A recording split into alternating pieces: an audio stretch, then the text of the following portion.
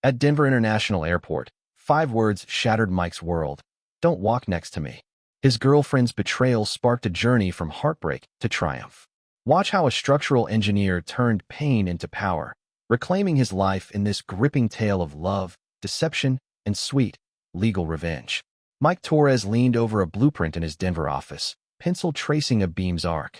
At 32, he was the structural engineer West Ridge Partners trusted to make hospitals and high-rises stand firm against time. His days were spent calculating load capacities, but tonight, he was headed to a Lodo brewery to meet friends. The chatter of colleagues faded as he packed up, eager for a cold IPA and real conversation. At the brewery, the air buzzed with laughter and clinking glasses. Mike scanned the crowd, spotting his buddy Dave waving from a corner booth. Next to Dave stood a woman Mike didn't recognize, her eyes glinting with a spark that cut through the room's noise. "Mike, this is Elena Ruiz," Dave said, sliding a pint his way. "She's the genius behind half the restaurants we love on social media." Elena grinned, shaking Mike's hand with a firm grip. "Genius is a stretch. I just make sure their tacos get the likes they deserve." Her wit was sharp, unfiltered. Mike laughed, offering her a seat. Over the next hour, they swapped stories. Mike about a bridge design that nearly failed a stress test, Elena about a chaotic campaign for a vegan food truck. She asked questions, listened intently, and matched his sarcasm when he joked about engineers being the world's unsung heroes. "You build things that last," she said, leaning forward. "That's rare. Most people are just chasing trends." Mike felt a jolt of connection.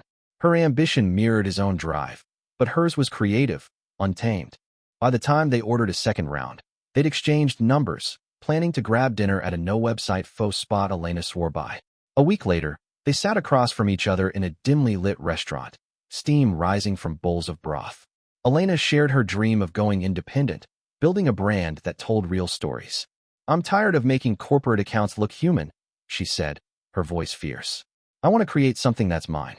Mike admired her fire, sharing his own side hustle, woodworking, crafting tables in his loft's spare room. She leaned closer, asking about dovetail joints, her curiosity genuine. They stayed until the place closed, lost in plans for a future that felt shared.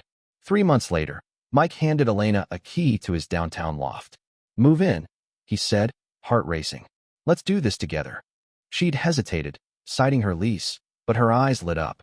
"I'm in," she said, pulling him into a kiss. They spent the weekend merging their lives, her books stacked beside his, her plants lining his windows. Elena's savings were tight, so Mike offered to cover rent for 6 months while she built her influencer platform. "It's an investment in us," he said, believing it. She nodded, promising to contribute once her brand took off. Their first month together was electric. Elena worked late, editing photos for local boutiques, while Mike sketched furniture designs after long days at the firm. They'd cook together, her laughter filling the loft as he teased her about oversalting the rice. She'd watch him sand a walnut plank, asking questions about grain patterns, then post a quick story captioned, "My guy's got skills." The post got 500 likes, her followers charmed by their chemistry. But cracks started forming. Elena's phone became her constant companion, buzzing with notifications during dinner. "Just one SEC," she'd say, typing furiously to reply to a brand. Mike noticed her posts shifting, less about local businesses, more about her. A sponsored yoga mat appeared in their living room, then a box of skincare products on their counter. "Business expenses," she called them, charging them to Mike's card. He shrugged it off, trusting her hustle. One evening, Mike came home to find Elena rearranging the loft. His woodworking tools were pushed into a closet, replaced by a tripod and ring light. "This corner's perfect for content," she said, not looking up. Mike frowned. "What about my workshop?" She waved him off. "You can work in the storage unit downstairs. This is for our future." Her tone was sharp, certain. Mike swallowed his frustration, moving his tools without argument. He wanted to support her, even if it meant sacrificing his space. By month 4, Elena's follower count hit 20,000. Brands sent free clothes, jewelry, even a smartwatch she unboxed on camera, directing Mike to hold a reflector for the shot. "Higher," she snapped, adjusting her pose. He complied, but her demands grew. She critiqued his flannel shirt at a friend's barbecue, whispering, "You can't wear that in my photos." Mike laughed it off, but her words stung. At a charity event, she left him standing alone while she networked with influencers, introducing him only as "my ride" when someone asked. Mike's patience frayed, But he clung to their early days, Elena's laugh, her curiosity, their shared dreams. He told himself her focus on image was temporary, a means to an end. But doubt crept in. Was he her partner, or just a stepping stone? The question lingered as he drove her to Denver International Airport for her big break, a Miami influencer retreat. He carried her bags, hoping for a moment of connection before she left. Instead, her next words would shatter everything. Mike gripped the steering wheel, navigating Denver's early morning traffic toward the airport. Elena sat beside him, scrolling her phone, her fingers tapping out replies to messages from her influencer friends.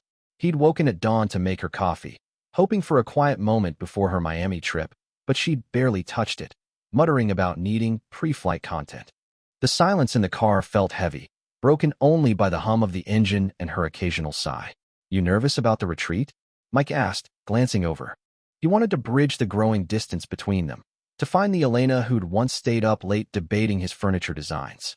"Focused," she replied, eyes locked on her screen. "Tiffany and Jade are already there. They're connecting me with a big skincare brand's rep." Her tone was clipped, distracted. Mike nodded, swallowing the urge to push for more. He focused on the road, pulling into the departures terminal. As he parked, Elena checked her reflection in the visor mirror, adjusting her sunglasses. Mike hopped out, unloading her 2 oversized suitcases. "Want me to carry these to check in?" he offered, hoping for a goodbye that felt like theirs used to. Warm, real. She scanned the terminal, spotting Tiffany and Jade near the entrance, their matching outfits screaming curated confidence. Elena's posture stiffened. "No," she said, her voice low and sharp. "Don't walk next to me. You'll embarrass me in front of them." Mike froze, her words slicing through him.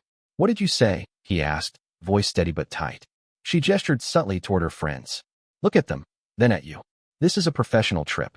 I can't have them thinking I'm with someone who doesn't fit." Her eyes flicked over his jeans and work boots, her expression a mix of impatience and disdain. Time slowed. Mike stood rooted to the curb, bags at his feet, as Elena grabbed her luggage and strode toward Tiffany and Jade. She didn't look back. Within seconds, she was laughing with them, posing for a quick video, her persona shifting to match their polished energy. Mike watched, a stranger in her world, as they filmed what he knew would be a #SquadGoals post. He slid back into his car, the engine's rumble grounding him.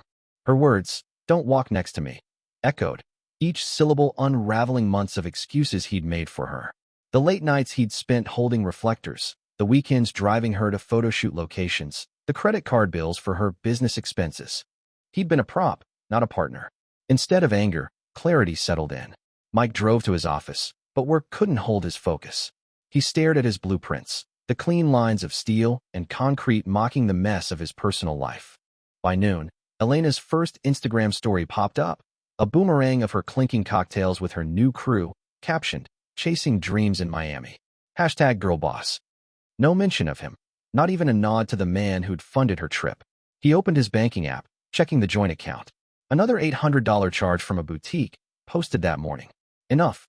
Mike called the bank, closing the account and transferring his funds to a new one. Next, he contacted the car leasing company.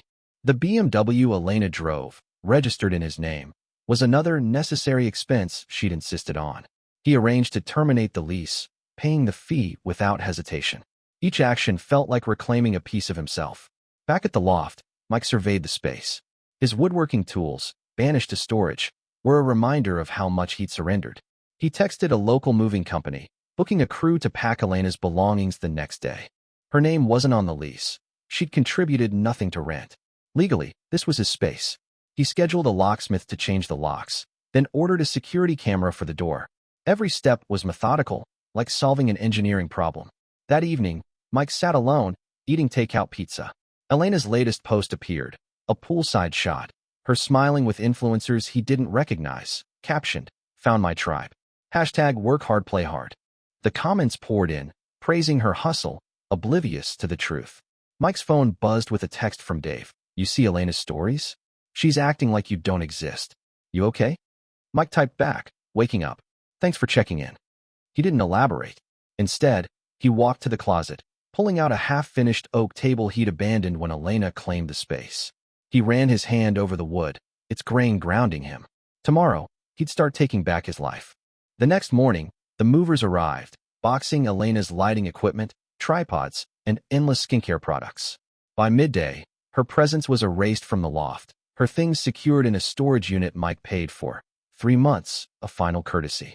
He texted Elena the unit's details and access code, keeping it brief. Your stuff's in storage. We're done. Her reply came instantly. What? You can't do this. Call me now. The phone rang repeatedly, but Mike silenced it. He wasn't ready for her excuses. Instead, he hauled his tools back upstairs, setting up a workbench in the reclaimed second bedroom. The lathe hummed as he tested it, the sound a quiet victory. By evening, Elena's texts turned hostile. You're ruining my life. I'll sue you. Mike didn't respond. He checked her Instagram, where a new story showed her at a Miami rooftop bar, laughing with a man whose hand rested on her shoulder. The caption read, New connections, new vibes. Hashtag next chapter. The lie was blatant, but Mike felt no urge to argue. He blocked her, shutting the door on her narrative. Mike tightened a clamp on his workbench, the oak table taking shape under his hands. It was Thursday, 3 days since Elena's airport dismissal had shattered his illusions. The loft, now free of her tripods and product samples, hummed with the quiet rhythm of his lathe. He'd spent the morning sanding joints, each stroke a step toward reclaiming his space and purpose. His phone stayed silent, no more texts from Elena since he'd blocked her. But the calm felt fragile, like the pause before a storm. At noon, Dave called. Heads up, man. Elena's back from Miami early. She's been asking around about you, saying you kicked her out without warning. Mike's jaw tightened. He'd expected her to spin a story. She's at her friend Jade's place, posting some victim crap on Instagram, Dave added. Mike thanked him, then opened the app, unblocking Elena briefly to see for himself. Her latest story was a tearful close-up, her voice trembling. I came home to find my life upended. My boyfriend threw out my things, changed the locks. I'm devastated. Comments flooded in. You don't deserve this. He's trash. Mike's stomach churned, but he noticed something else. Mutual friends weren't engaging. No likes from Dave or their hiking group. Her narrative wasn't landing with those who knew the truth. He closed the app, focusing on his table.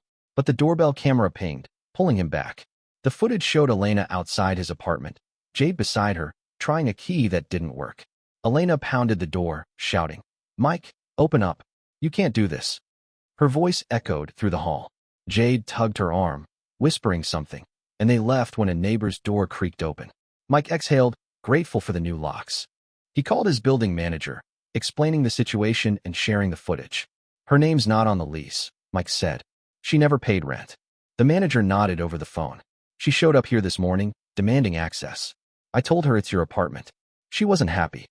Mike thanked him, then saved the video evidence, sensing Elena wouldn't let this go quietly. That afternoon, Mike met his old college friend Tom at a dive bar near Capitol Hill.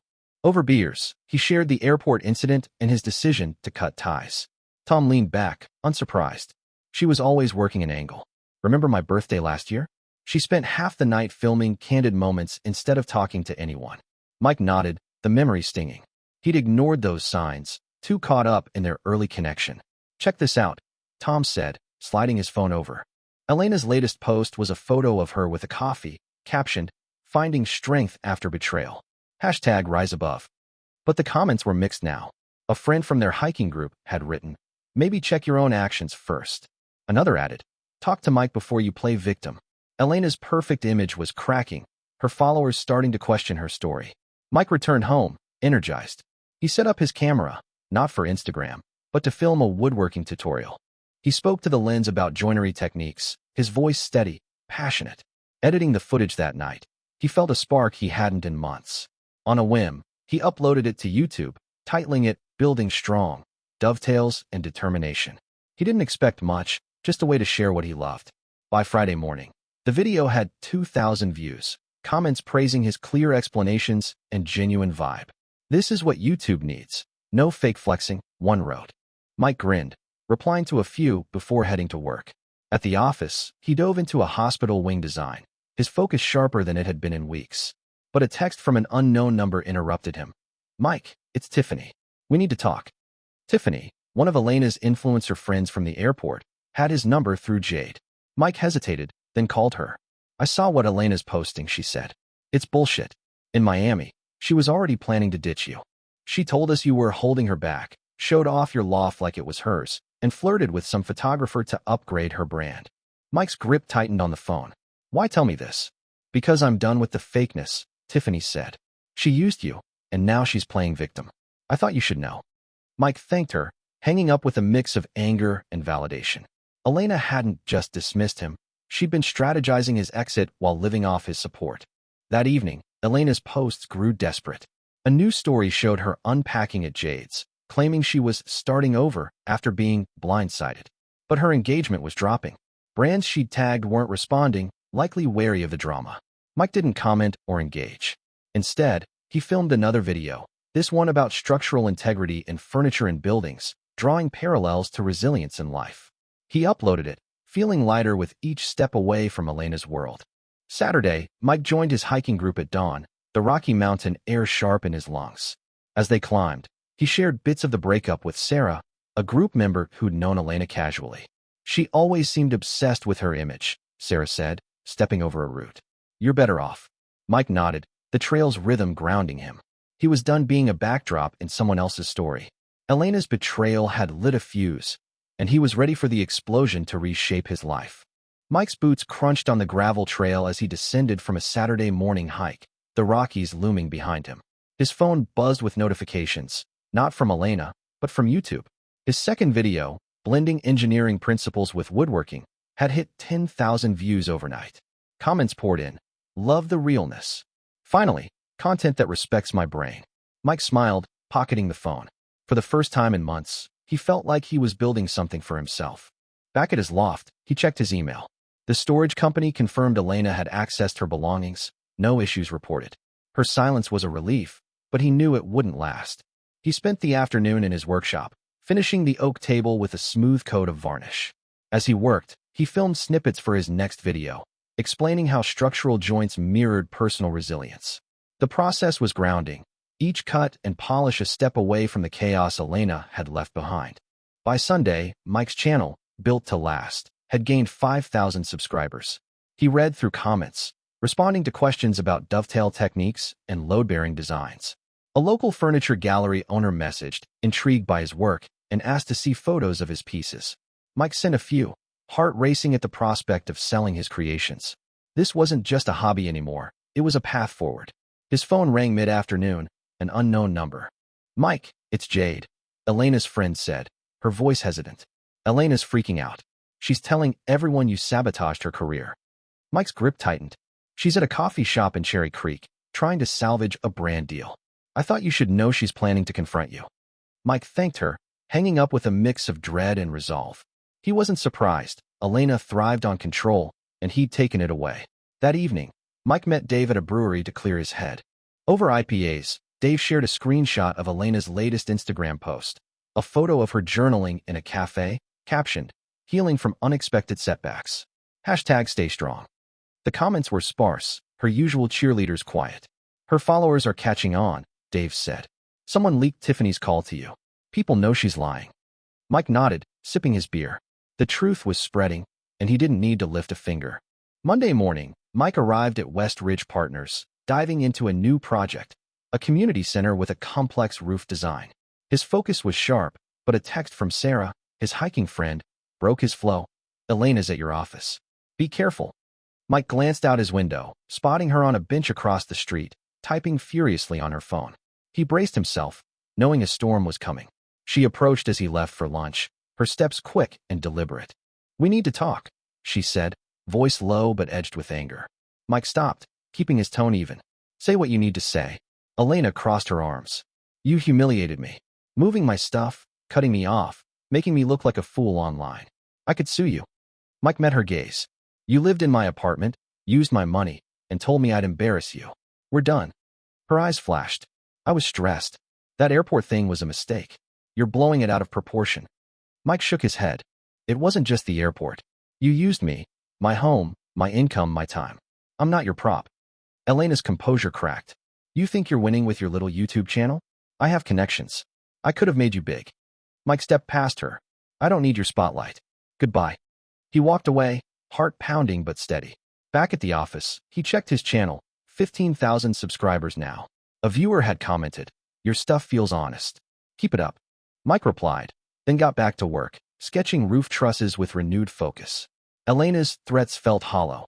Her influence was crumbling while his was growing. That night, Mike's doorbell camera pinged again. The footage showed Elena standing outside, alone this time, staring at the door. She didn't knock, just lingered for a minute before leaving. Mike saved the clip, a precaution, then turned to his workbench. He started a new project, a cedar bookshelf, filming as he measured and cut. The video, uploaded before bed, was raw, unpolished, but real. By morning, it had 3,000 views. Tuesday, a call from the furniture gallery owner interrupted his workday. "Your table's stunning," she said. "Can you bring it by? I think we can sell it." Mike agreed, arranging a drop-off for Saturday. The call left him buzzing. His side hustle was becoming something more. He texted Tom, planning drinks to celebrate. "You're killing it," Tom replied. "Elena's crashing, by the way. Heard she lost a major sponsor." Mike didn't check her socials to confirm. Instead, he spent the evening editing his next video, weaving in a story about a bridge he'd designed that withstood a flood. The metaphor wasn't lost on him. Strength came from building carefully, not chasing flash. As he uploaded it, a notification popped up. His channel had hit 20,000 subscribers. Comments praised his authenticity, a stark contrast to the curated world Elena chased. By Wednesday, Elena's online presence was faltering. Dave forwarded a post where she'd pivoted to self-care content, but her engagement was down, brands pulling back. Mike felt no satisfaction, only relief. He'd dodged a future tethered to her ambition. That night, he booked a weekend motorcycle trip along Colorado's backroads, craving the open road's clarity. Elena's confrontation had been her last stand, and Mike was ready to leave her chaos behind for good. Mike roared down a winding Colorado highway, his motorcycle humming beneath him. The weekend trip he'd planned, 2 days of open roads and mountain air, cleared the last of Elena's shadow from his mind. He camped under stars, cooked over a fire, and didn't check his phone once. Each mile felt like a declaration of freedom, a life no longer staged for someone else's lens. By Sunday, as he rolled back into Denver, he knew he'd turned a corner. Monday morning, Mike dropped off his oak table at the furniture gallery. The owner, Clara, ran her hand over the polished surface. "This is craftsmanship," she said. "I've got a buyer lined up. Can you make 2 more by next month?" Mike nodded, a grin breaking through. "Absolutely." They agreed on a price that covered his materials, and then some, his first real sale. Driving home, he felt a surge of possibility. His woodworking was no longer just a hobby. At the office, Mike tackled a community center project, his designs sharper, more inspired. His YouTube channel, built to last, hit 30,000 subscribers by noon, driven by a new video about resilient structures. Viewers left comments like, "This guy gets it. No fluff, just real knowledge." One suggested he host a local workshop. Mike replied, intrigued, already sketching ideas for a hands-on class blending engineering and carpentry. A text from Dave interrupted his flow. "Elena's working retail now. Cherry Creek Boutique. Her Insta's basically dead." Mike didn't reply. He'd stopped tracking her posts, but the update confirmed what he'd sensed. Her brand, built on borrowed foundations, had collapsed. Mutual friends had shared whispers. Brands dropped her after the drama, and her move to her parents' house in Littleton signaled a retreat from her influencer dreams. Mike felt no urge to gloat. Her consequences were her own. Tuesday evening, he filmed a new video, this one about a bookshelf he'd finished, tying its joinery to lessons and standing firm under pressure. He spoke candidly about rebuilding after setbacks, not naming Elena, but letting the subtext resonate. Uploaded that night, it gained 5,000 views by morning. A local community college emailed, asking if he'd guest lecture on structural design. Mike accepted, scheduling it for the following month. Wednesday, Mike's phone buzzed with a call from an unknown number. He answered, cautious. "Mike, it's Elena." Her voice was softer than he'd expected, almost hesitant. "Can we meet? I owe you an apology." Mike paused, considering. "I'm listening now," he said, keeping his tone neutral. She sighed. "I messed up. The airport, everything. I got caught up in the influencer game. I'm sorry." Mike leaned back in his chair, the loft's quiet hum around him. "I appreciate the apology, but it doesn't change what happened. You made choices." Elena's voice tightened. "I'm trying to make it right. I thought maybe we could collaborate. Your channel's doing great, and I know the industry." Mike cut her off. "No, I'm building something real, not a performance. I wish you well, but we're done." He hung up, blocking her number again. The next day, Mike met Sarah from the hiking group for coffee. She'd been following his channel, impressed by its growth. "You're different now," she said, stirring her latte. Lighter, like you're finally you. Mike nodded, sharing his plans for a woodworking workshop. Sarah offered to help organize it, suggesting they host it at a community space. Their conversation flowed, unburdened by the need to impress or perform. By Friday, Mike's channel hit 50,000 subscribers. He posted a thank you video, promising more content and teasing the workshop idea. Comments flooded in, viewers excited for hands-on learning. Clara called with news. His table sold, and the buyer wanted a custom chair to match. Mike spent the weekend sketching designs, his workshop alive with purpose. He filmed the process, sharing mistakes and fixes, keeping it raw. A week later, Mike took a bold step. He requested a meeting with his boss at West Ridge Partners, proposing a part-time schedule to focus on woodworking and his channel. "I've got a vision," he said, outlining plans to blend engineering with custom furniture. His boss, impressed by his initiative, agreed to a trial period.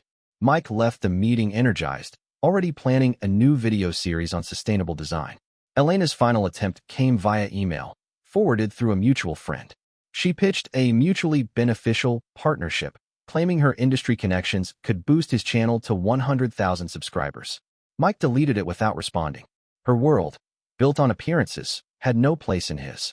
He spent that evening with Tom and Dave, laughing over beers at a dive bar, their stories free of filters or hashtags. By month's end, Mike's life was his own. His channel neared 75,000 subscribers, driven by viewers who valued authenticity. The community college lecture was a hit, leading to an offer for a recurring class. His second furniture piece sold, and Clara connected him with a Denver art fair for exposure. On a whim, Mike booked a solo motorcycle trip down the Pacific Coast Highway, craving the road's freedom again. Elena's social media had gone quiet, her posts now sporadic, focused on local events rather than grand aspirations. Friends reported she was rebuilding, working retail, and taking marketing courses, perhaps a return to her roots. Mike wished her no ill. Her path was hers to walk. For him, the airport's sting had faded, replaced by a life built on his terms, solid, unscripted, and enduring.